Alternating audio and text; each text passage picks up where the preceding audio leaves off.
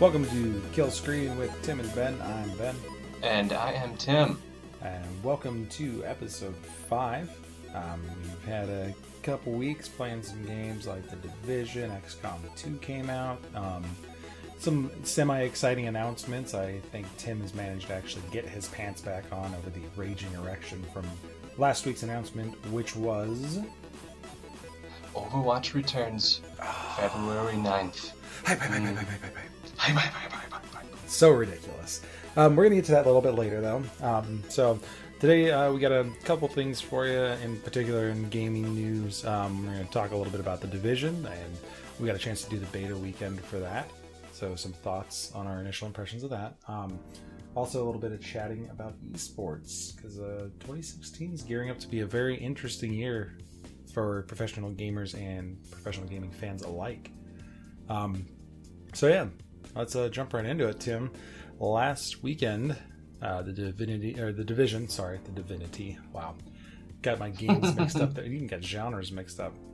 But The Division, Tom Clancy's The Division, went into a beta weekend that was initially supposed to be about 2.5 days of beta and ended up running till Tuesday.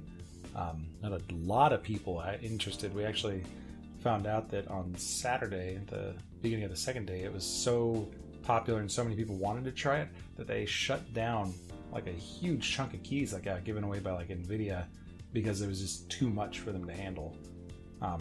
But started to pick back up, it looked like, towards the end of the beta test weekend there. So we'll get some initial impressions here. Tim, what did you think of the game?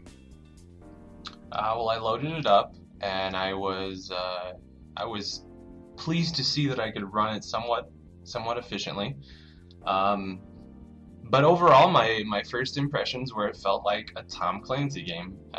Everything, the movement, the guns, the combat, just felt very Tom Clancy-like. Which, you know, you can take it or leave it. It is what it is. If you're a fan, great. If not, then... But it just so happens that I'm not very much of a fan. I enjoyed the experience. I think I only got to play with you for maybe 2 or 3 hours, and I enjoyed the experience, more just playing with my friends than enjoying the game. I had a few issues with the PvP combat system. You know, how you were flagged and you were rewarded for it. It didn't feel exactly right to me. Yeah, I feel like that's a huge issue. We'll definitely talk about that a little bit more in depth here in a bit. But overall, it felt pretty stable for the most part. I feel like they locked out a lot of potential content for the game. It felt like you were incredibly limited in the skills and the guns and the levels and everything. Yeah. It felt more like a demo than a beta to me, but it felt fairly stable, I suppose, especially considering, you know, we're obviously getting a server load if they were canceling keys and denying entries. Mm-hmm. I mean, it was definitely a beta weekend. I would call it a preview as well. Not having access to the skills was tough. I mean, that was really rough because you couldn't... I understand that you unlock them through expanding your base and bringing supplies back, but just not having access to try things, and everybody having either the shield, the pulse scan, the sticky grenade, or the heal, you basically never saw the shield.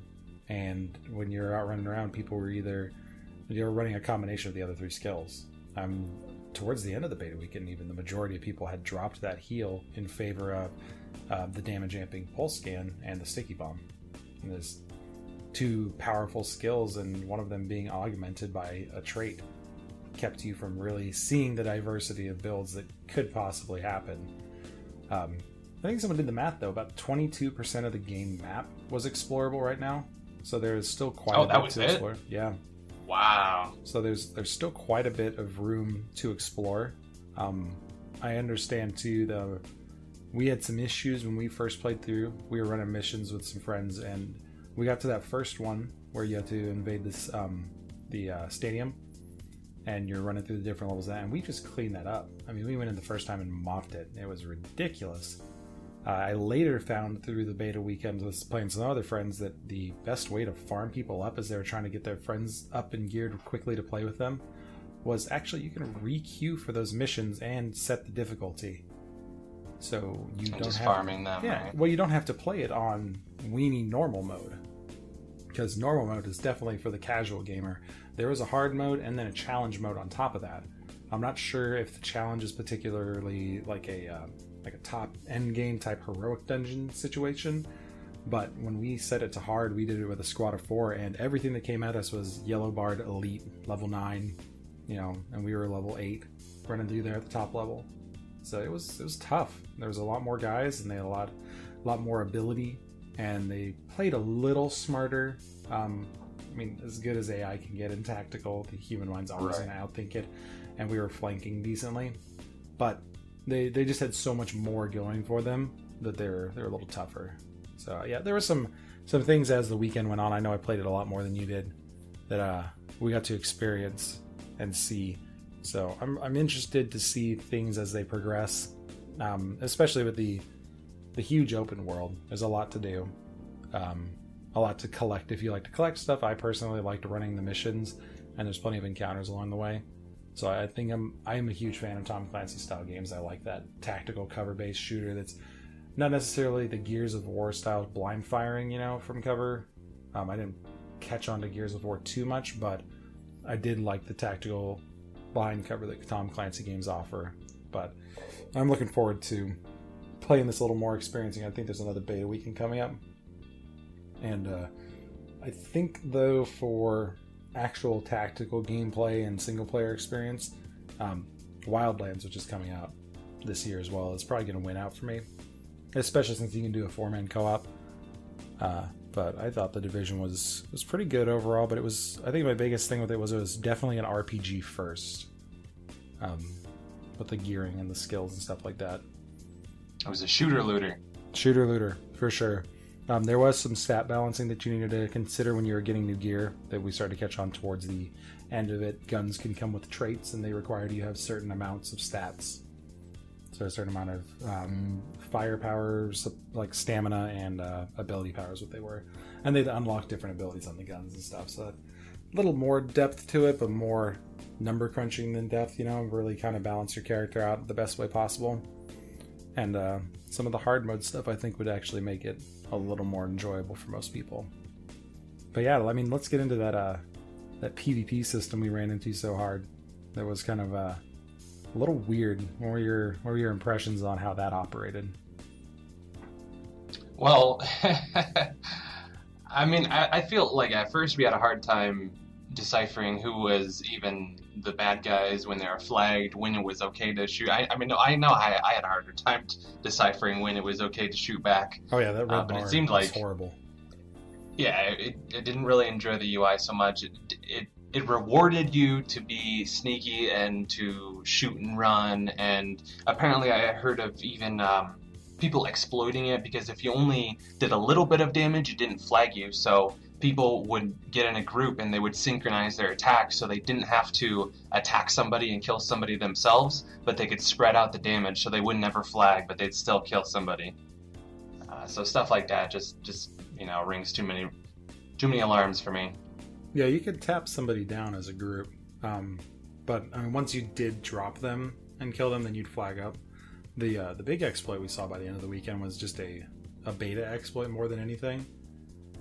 Was people abusing the borders on zones right now for beta, especially in the dark zone, because once you crossed over, it wasn't actually a solid wall. The game would just tell you within 10 seconds, you're going to be kicked back to an area.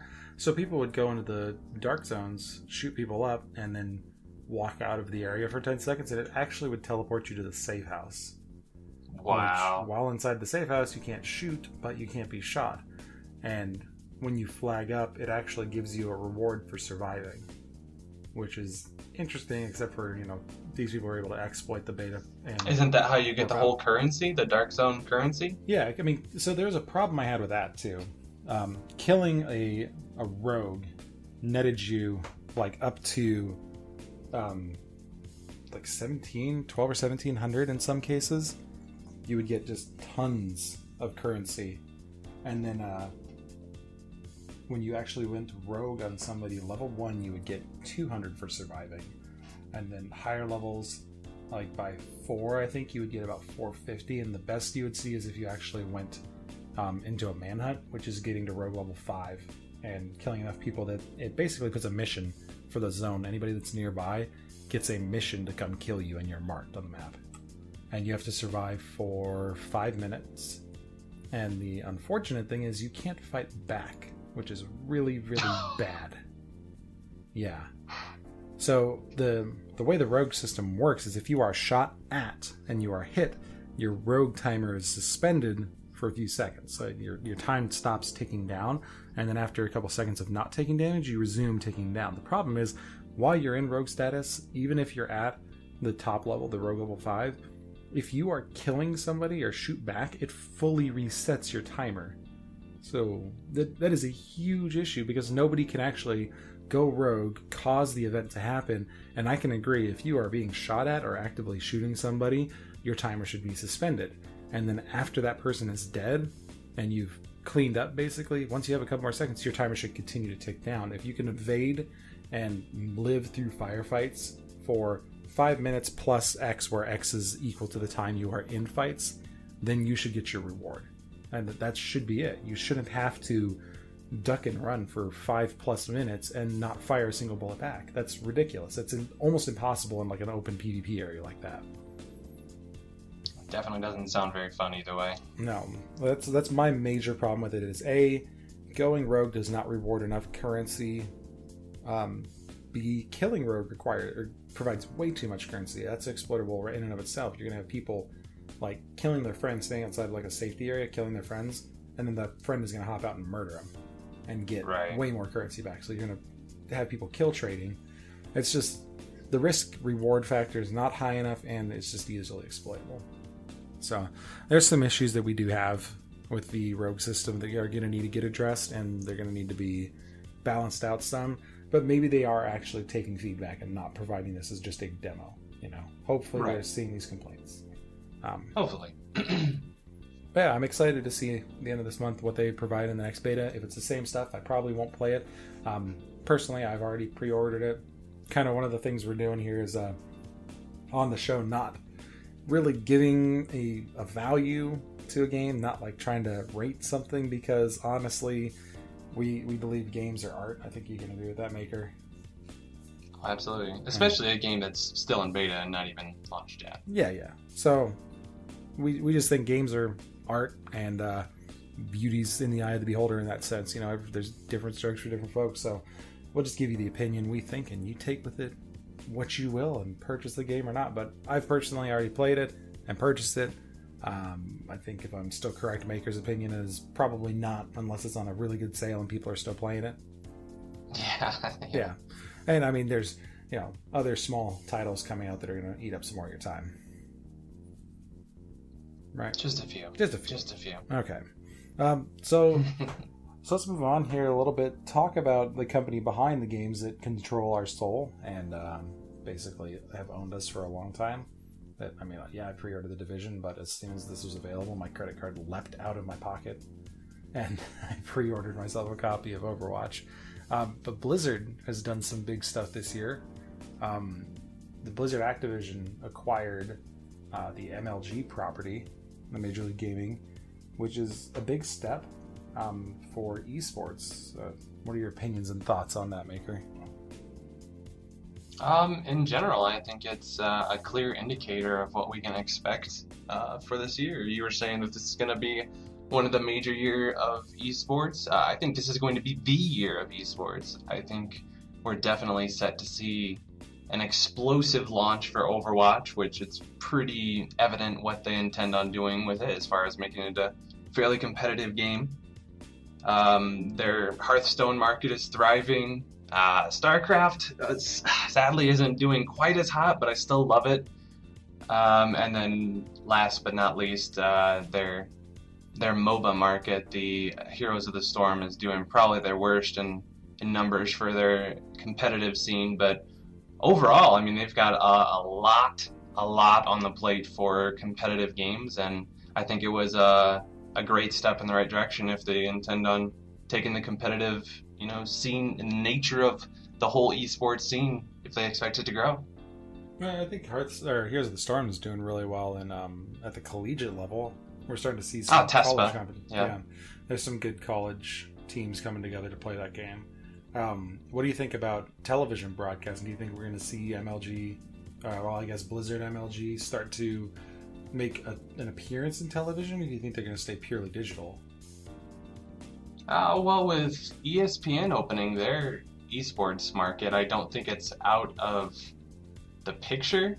But I mean, I really feel especially since Blizzard is primarily PC exclusive, outside of their niche things, there's Diablo on console and the like. That's clearly not esports. But for the most part, they're PC exclusive for their. Oh, actually, Overwatch is going console as well. Who knows, man? I don't know. That's true. I don't know. I mean, it's got potential to leak into the TV market, but I feel like television is a dying medium either way. So, with our future being streaming and online broadcasts, yeah, absolutely. So, would you consider the mainstream media to be converting towards a PC or an online platform rather than traditional cable or satellite television? Oh, absolutely. Especially with it doesn't really make all that much of a difference, but we have the interactive aspect through chats and Twitter and, all the other medium of that kind. But I feel like the live aspect, the online, especially live aspects, you've always got VODs, the video on demands you can watch later. But the live aspect of it, I feel like that's where a lot of the hype is. And I know if I can help it, I always prefer to watch my major events and esport events live, as it's just like watching, any major, like the Super Bowl right now. People love to watch it for that initial live hype. True. Yeah. I could really see it becoming, mainstream more on the online sector than on television. I mean, I feel like ESPN with their ESPN esports starting to make a huge push. I feel like we're going to start to see them on ESPN 8 the Ocho, aka ESPN 2. Maybe they'll show that up. Start trying to show that. I think there was a huge issue last time they did that though with what did they show? Heroes of the Storm, and there's a lot of confusion going on. So I think it's hard for them to get out as a sport to older generations. I think it's time to recognize, though, that the average gaming demographic between 20 and 30 years old wants to see these type of things. And ESPN might try to do it on TV, but I have a feeling more they're going to just go for their ESPN Go and start pushing it out on an online platform and making that a little bit more accessible to other people. What about exclusivity, though? Do you think Blizzard is going to maintain rights to broadcasting Blizzard games, or is they going to, allow tournament organizers to handle that type of stuff? Well, if you look at the Hearthstone and the Overwatch communities, there are a lot of.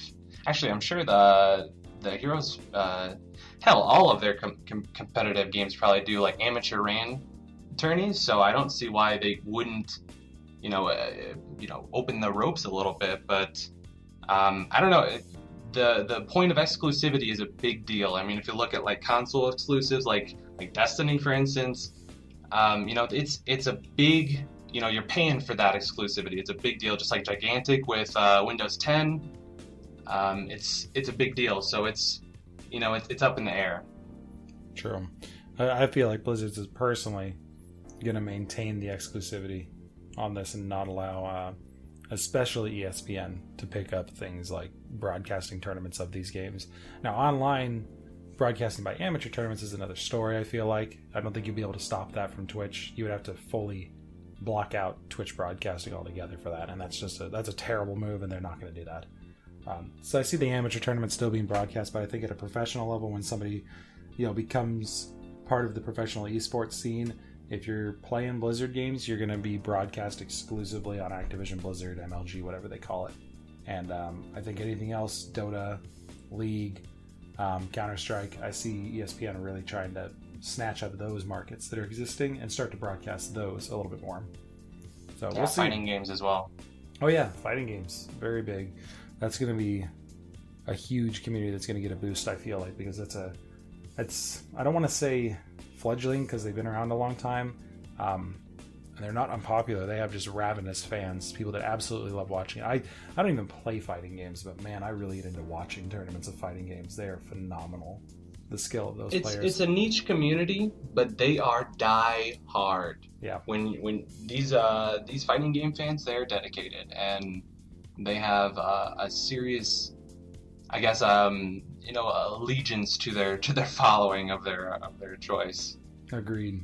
So I very much see fighting games picking up a lot of steam because I mean that's a really cool market to play to, especially I don't want to say that these people have like never heard of video games, but like fans of like MMA and boxing may find that kind of home base when they watch fighting game communities.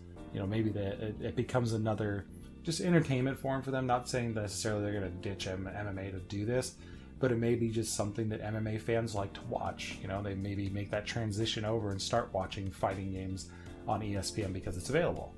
So I see it opening up more to picking up certain types of fans from non-gaming fans already, but I just like that it's becoming more accessible to the American media because we need to follow along kind of how South Korea's done theirs with StarCraft, with TV channels exclusive to those. I mean, esports is a thing.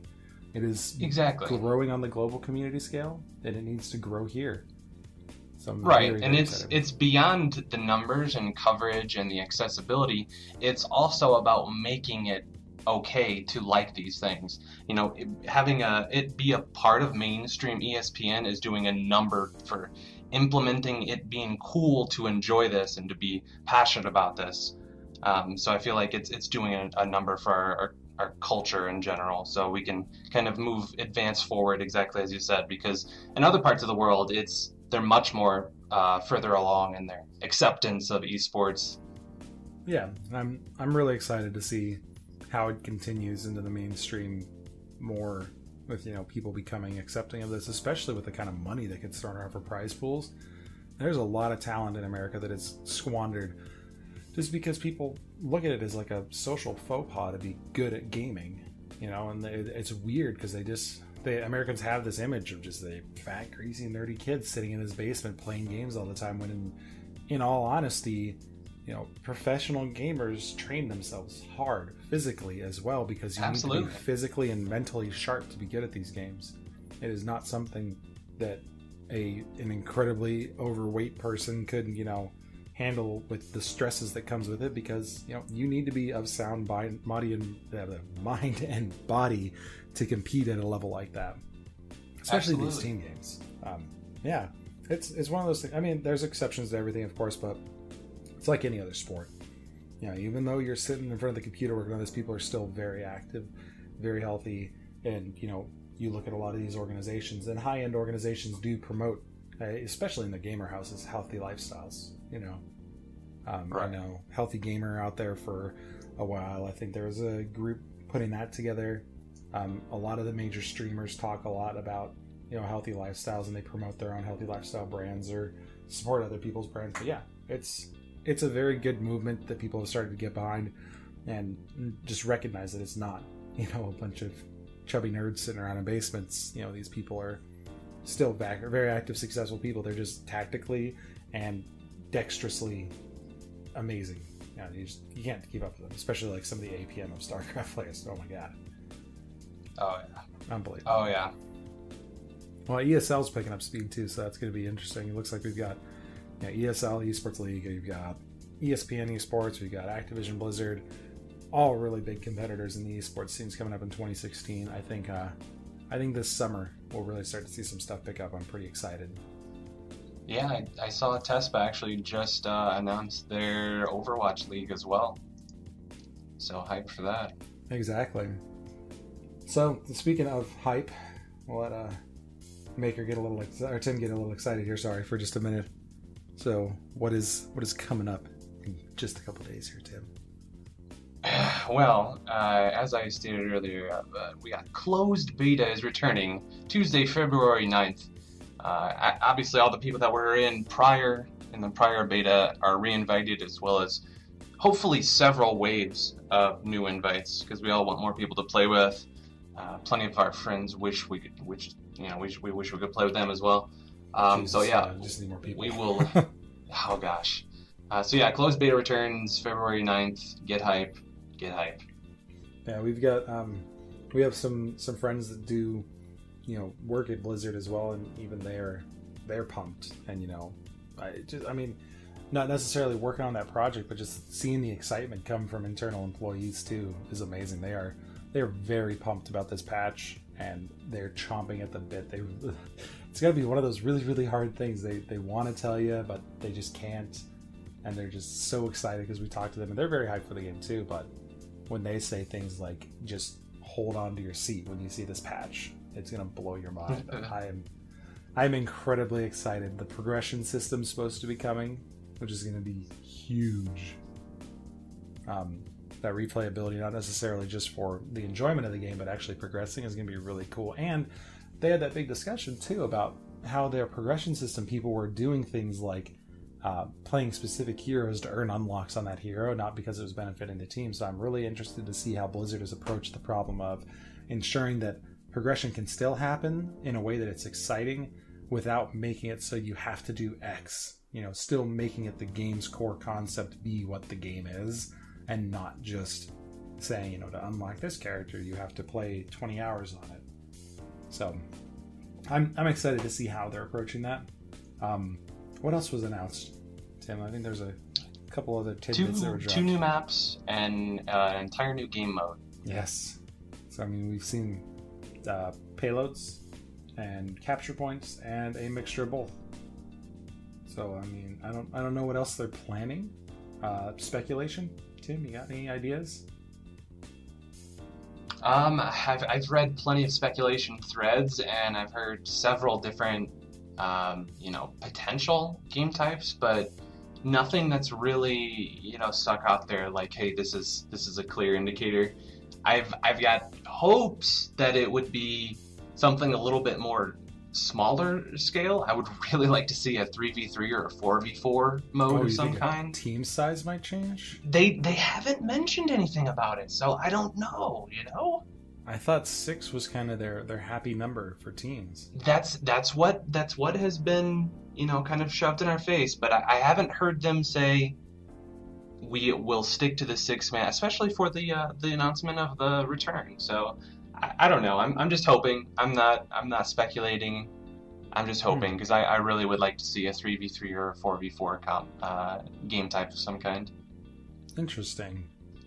Yeah, I'm not sure if I would agree with the decrease in size. I'm concerned about how that would balance in terms of some heroes just, very much shining over other ones, as Need 2 brings to a small comp like that.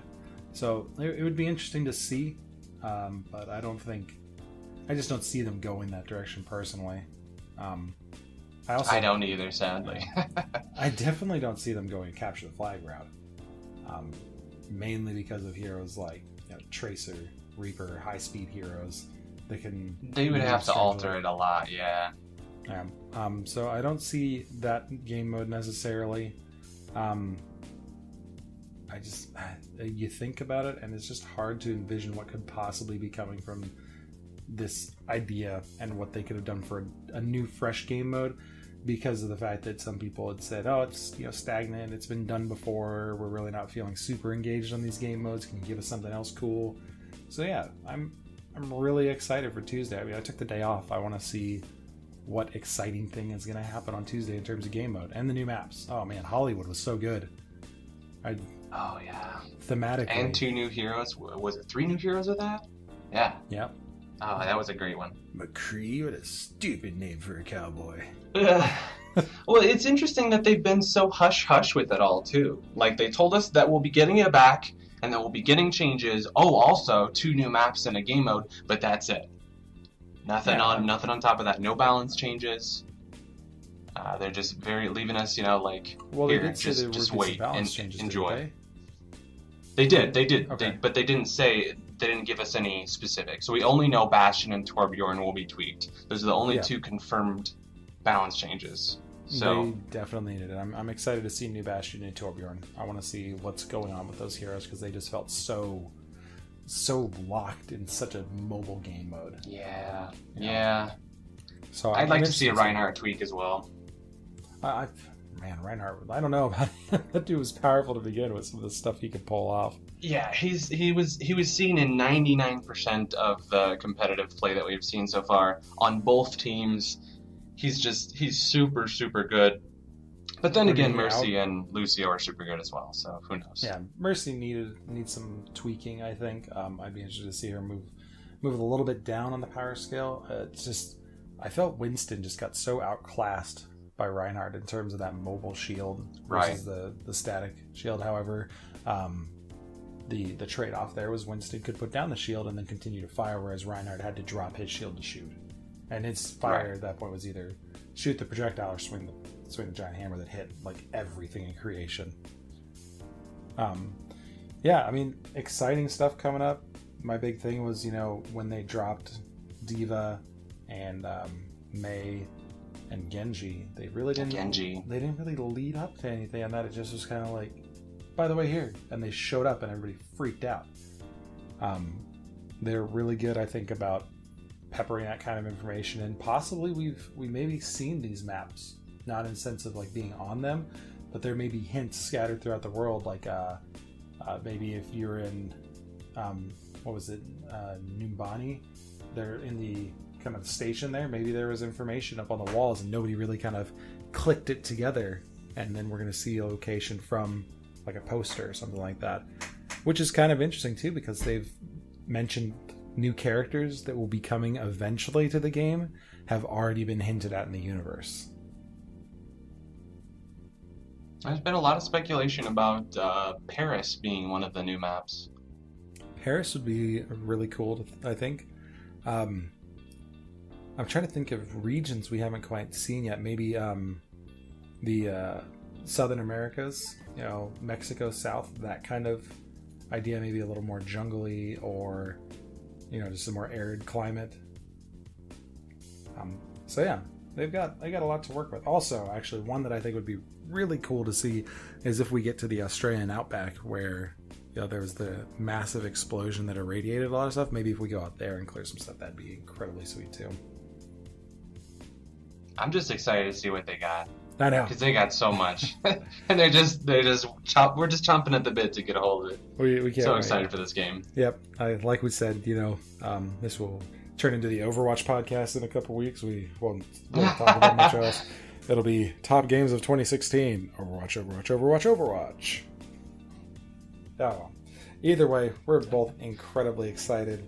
But that'll be our show for this evening. We hope you guys enjoyed hanging out with us, and we'll be live streaming this week. I can almost guarantee we'll both be streaming on Tuesday in some fashion, hopefully through the weekend, playing some Overwatch. You can check us out on twitch.tv/tehmaker, TEH maker, and Kerupt. There'll be links in the description below. Otherwise, we appreciate you taking some time out of your day to hang with us on Killscreen. I'm Ben. And I'm Tim. We will catch you guys later this week in Overwatch. Have a good